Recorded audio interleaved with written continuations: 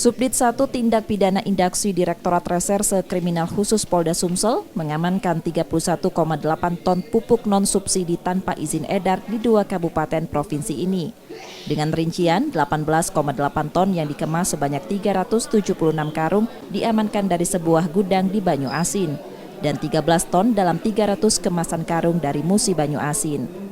Dari puluhan ton pupuk tanpa izin edar yang tidak terdaftar di Kementerian Pertanian ini, diamankan 3 orang pelaku dari 2 lokasi itu.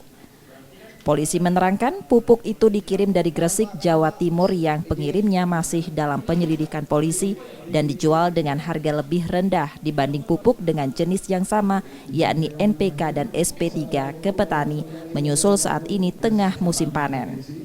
Keaslian pupuk tengah dalam pengujian karena dikhawatirkan palsu atau oplosan yang berdampak buruk terhadap hasil panen. Pemeriksaan sementara, para tersangka menjual pupuk tanpa izin edar dengan 2 merek berbeda ini di Tengarai telah dilakukan sejak awal tahun ini.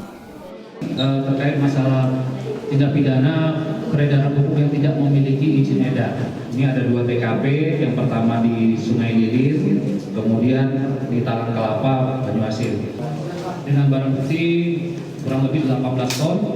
Untuk yang di TKP Banyu Asin itu dilakukan tanggal 20 Februari dengan barang bukti kurang lebih 13 ton.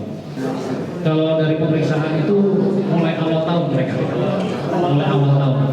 Incarannya petani apa, Pak? Incarannya Konsumen ya? Di petani-petani di Sumsel.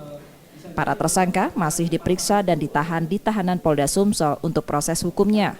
Ketiganya terancam hukuman 6 tahun penjara dan denda 3 miliar rupiah. Reski Oktora, Muklas Diferensial, Kompas TV, Palembang, Sumatera Selatan.